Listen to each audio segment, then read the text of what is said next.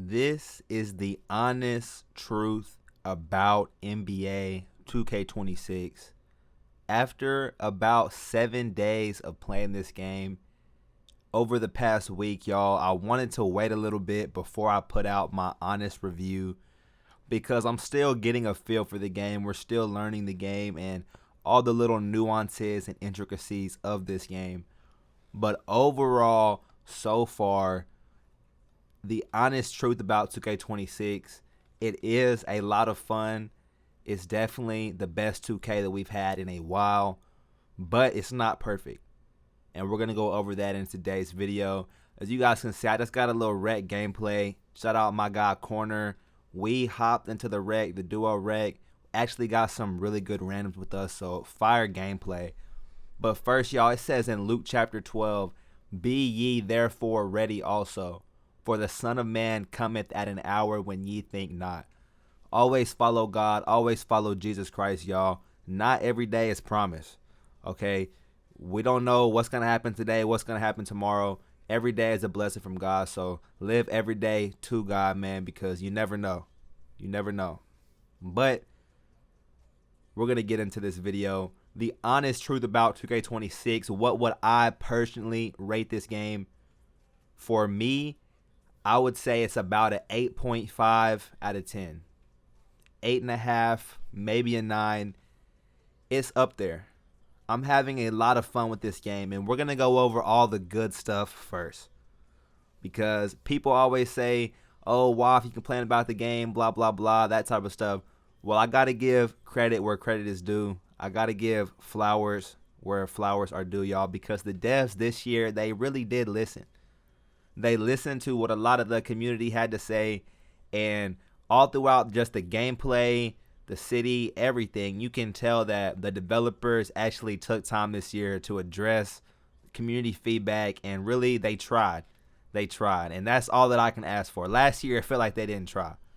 This year, it feels like they really tried, and you guys, you can tell just when you're playing the game and how much fun it is, all right? The game is fun. The shooting is fun. The dribbling is fun. The dunking is fun. Even the defense is fun.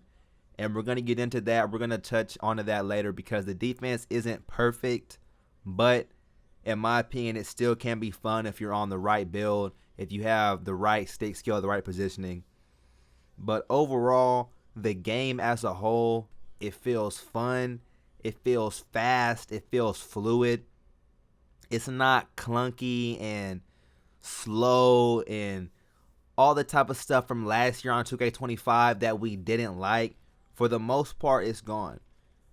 And I will say in lower competitiveness, lower skill modes like rec, park, theater, casual modes like that, it's still a lot of fun, but there is still some flukiness, and we're going to touch on that later on in the video. There are some bad things as well, but if you start stepping into higher difficulty modes like Pro-Am and especially Proving Grounds, the game sliders this year, they feel way different.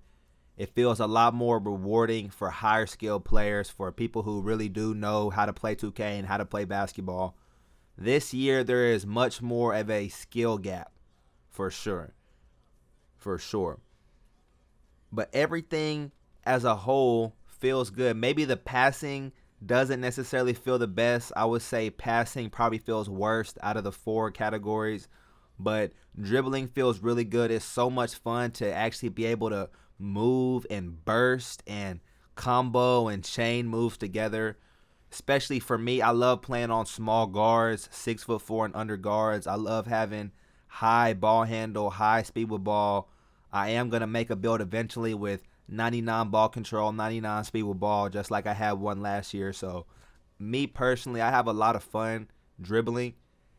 And this year, they really unlocked dribblers, all right? There's a lot of really good dribble moves for every height, every build, every play style. It's not just small guards. If you're on a 6'6", a 6'5", a swing, a 6'8" build, you can still move very, very good on taller builds, even on 6'10 plus. I've been seeing 6'10 builds, 6'11", 7-footers. I've been seeing 7'4s move, all right? So the dribbling this year is very, very rewarding. It feels very fun and fluid. It's fun to combo and chain moves together and get open. It's really fun to break ankles.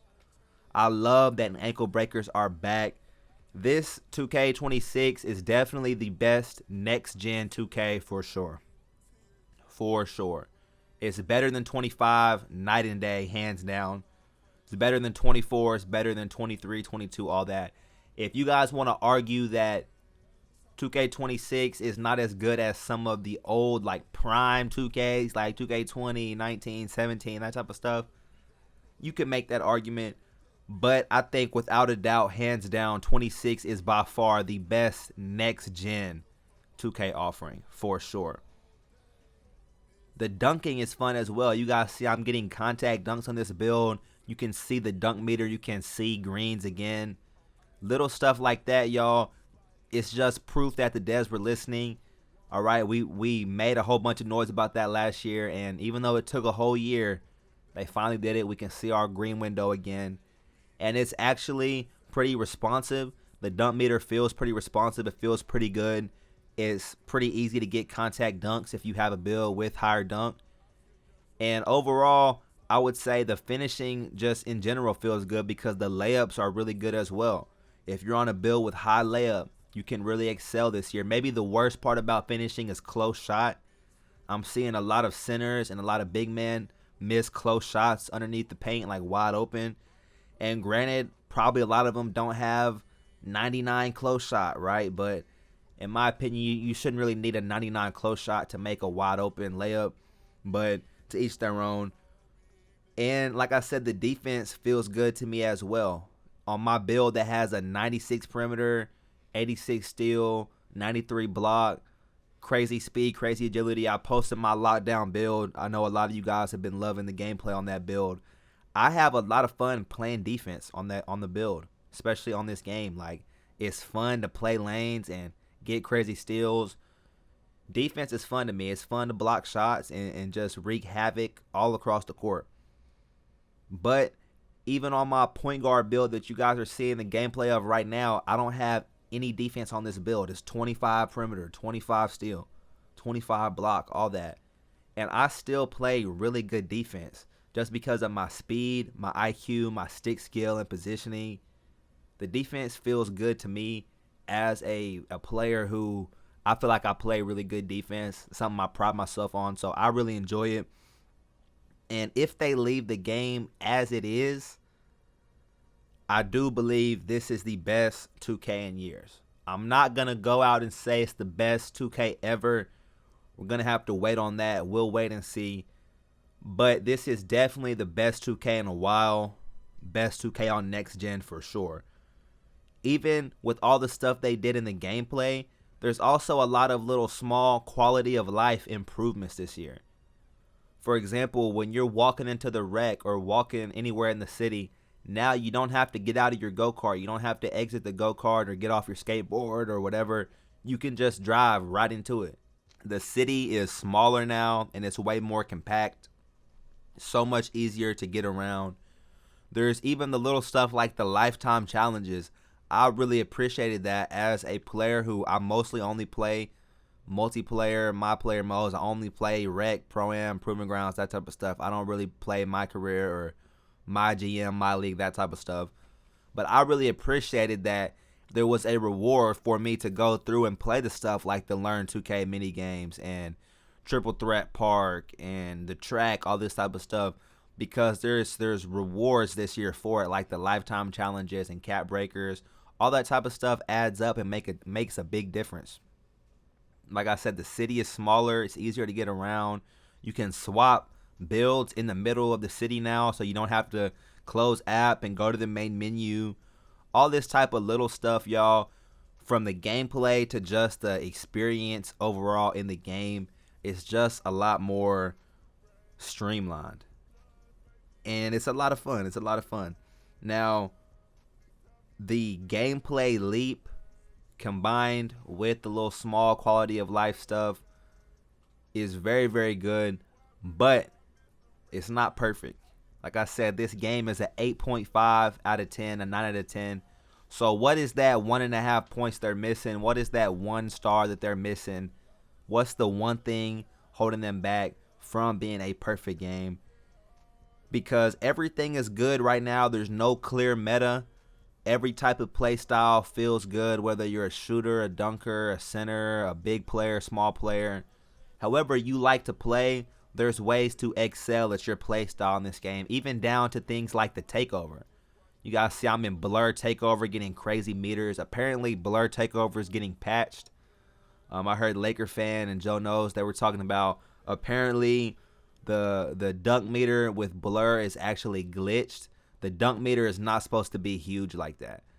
That's only supposed to be for Poster Machine, the slasher takeover.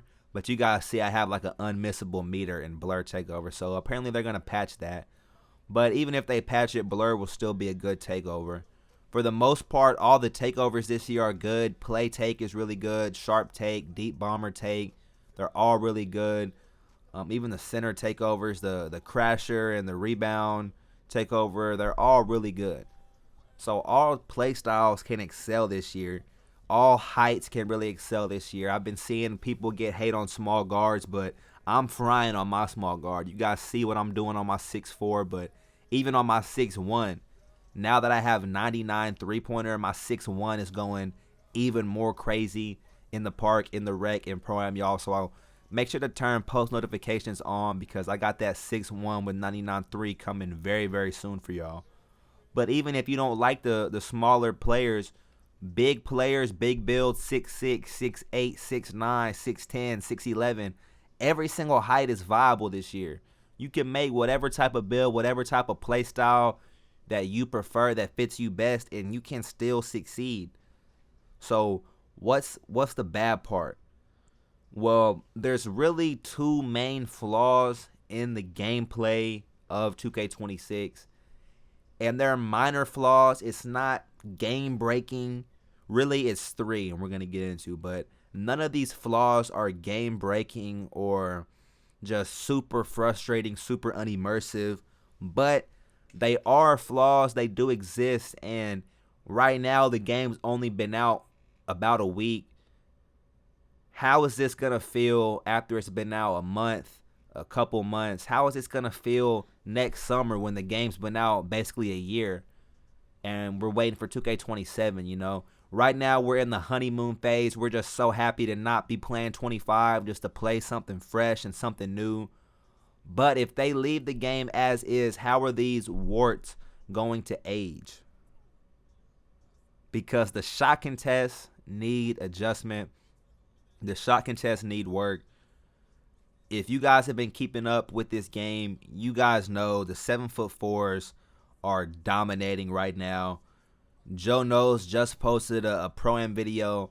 They were playing against 3 7'4"s in the Pro-Am, just shooting over everything. You literally cannot contest them. I even played with a 7'4" the other day. He was on a 7'4" max wingspan popper, and he still had 99 board, 90 dunk, 90 post control, and close shot. It's just a crazy build. I'm actually even considering making a 7'4" myself because it's so broken and so crazy. I'm like, I have to do it, right? The shot contests need adjustment, especially going against taller players. It's very, very hard to contest them sometimes, and I want to be very clear in how I state this because people are going to take what I say and try to twist it into something else, y'all. The shot contest, you should be able to shoot over smaller defenders.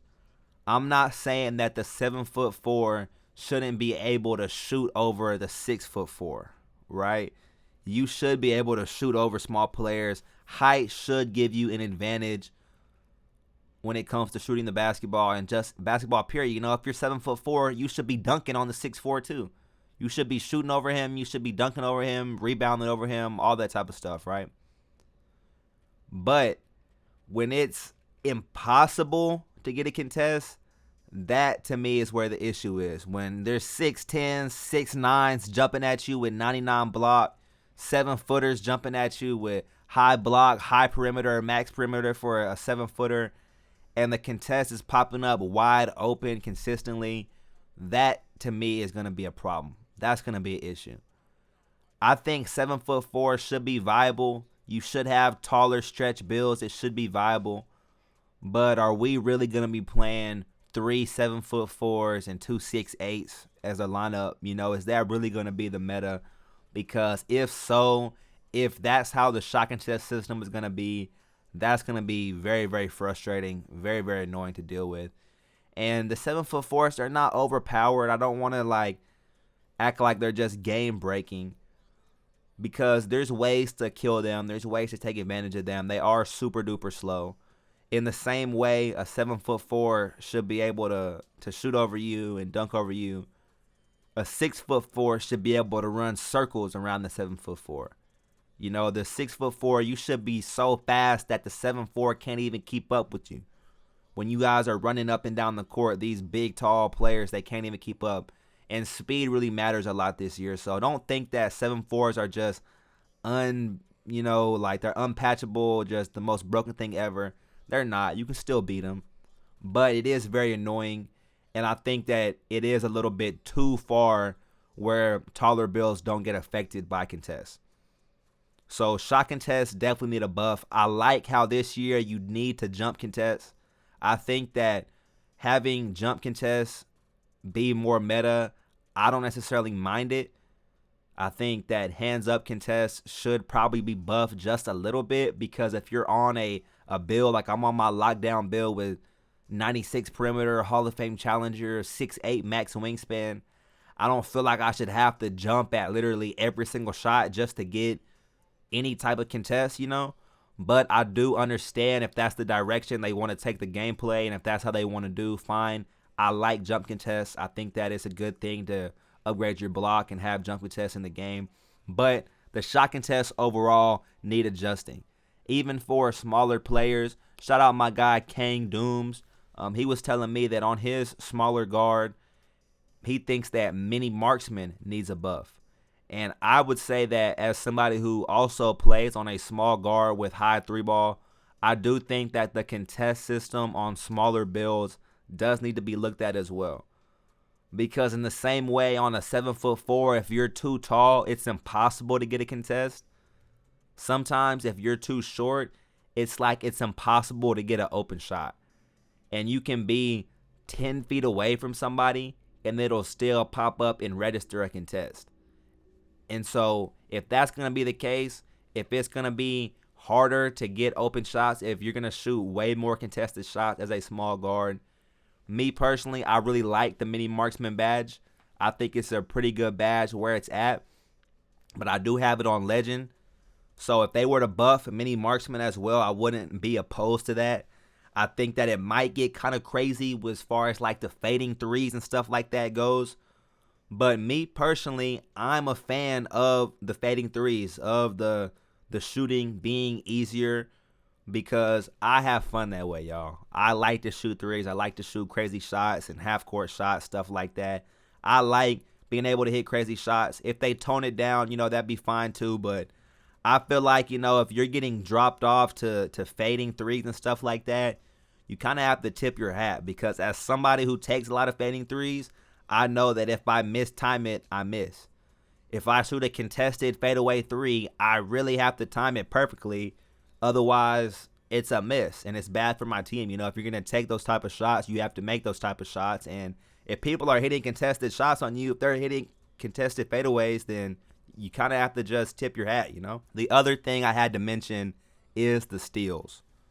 The lanes are perfect. The lane steals feel amazing. They feel perfect.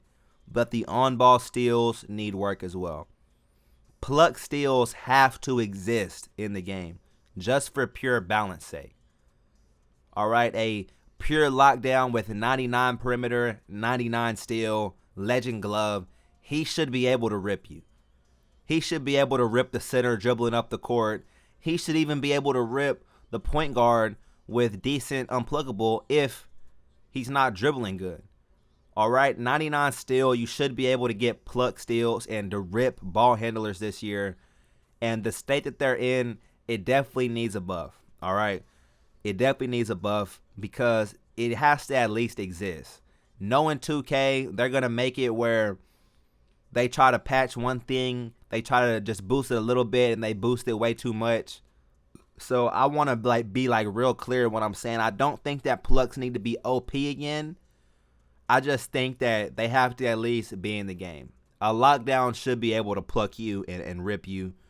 And one thing I've noticed as well with the steals this year, there's a lot of good steals that it'll pop up and say kicked ball violation.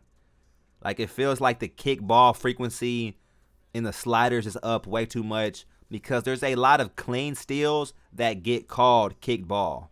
There's a lot of clean steals that get called reach and foul and stuff like that.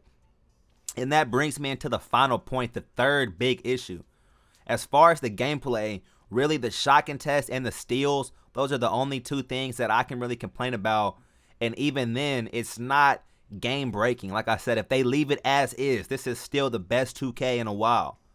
8.5, 9 out of 10, as is. But the shot contest and the steals hold it back. But this last thing is, in my opinion, what might be the downfall of this game. The biggest issue with the game is the fact that it's still fluky. It's still fluky. And I don't know if any crazy fluke plays happened in this particular game. This game may not be the best example of it. All right, this is the game where I had like 60 points and only missed one shot. So shout out my teammates, man. Shout out corner. Shout out these randoms, y'all. Everybody was hooping. Crazy. I mean, this gameplay is just crazy. I hope you guys have been enjoying the gameplay in the background. But this game is still fluky. There's still times where you can't catch the ball. There's still times where your player with 91 passes throwing passes out of bounds. And I posted a clip in my 6-4 video the other day. On this build right here, I have a 91 pass silver bailout. I threw a bailout and it was like the perfect bailout, the perfect pass. It landed perfectly where it should, and the game called it out of bounds. Like, it wasn't out of bounds. It was like a regular pass right on the money to my teammate, but the game gave me a turnover. There's times where I'm seeing centers with 96 rebound. They're greening the rebound, but their players tipping it out of bounds. There's times on the inbound where I can't catch the ball and it's bouncing off my head. Little stuff like that, y'all, is still in the game. And admittedly, I got to give credit where credit is due. I will give flowers to the devs because the flukiness and the randomness, the BS, that was the biggest issue with 2K25 in my opinion. That was the stuff that totally ruined the game and totally unimmersed me as a player, was not being able to catch the ball and ball entered basket from below, little stuff like that. And I have seen a ball entered basket from below one time this year. And I put the clip in one of my lockdown videos because it was my lockdown going against a center that made the center go up with a ball entered basket from below. And I just really, really don't like the flukes, that type of stuff. It unimmerses me when my NBA player can't catch the ball. But I will give credit. This game is nowhere near as fluky as 2K25. It's nowhere near. Maybe it's like 10%, 20% as fluky as 25. But for the most part, like 90, 80% of the stuff that was so fluky and wrong with 25, it's gone from 26. But it's still there in smaller amounts. So the game's been out 7 days, and it's easy to look past that. It's easy to play through it and laugh it off, ha ha ha, you know. But after a year, how are we going to feel about this? Because the game is hard to play competitively. The game is very, very arcade, and so competitively, if we're going to be playing against 4-7-4s, you know what I'm saying, and just getting shot over and stuff like that, that may be an issue down the line, depending on how they patch the game, what they fix, because 7 days in, it's not going to be the same as Season 3, all right? They're going to patch a whole lot of stuff. Like the video, subscribe, y'all. Comment down below what you guys want to see next. How do you guys feel about 2K26, man?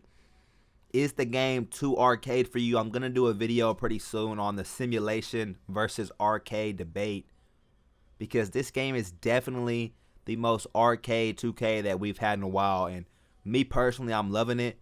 But that may not be everybody's cup of tea. I've been seeing a lot of simulation players upset. So we're going to do a whole deep dive into that. But overall, I'm really enjoying this game. There's only a couple flaws with it, but even with the flaws, it's still an amazing game. Overall, an amazing product. And I'm very, very excited to play this game the rest of the year, see how it develops, and just overall have fun.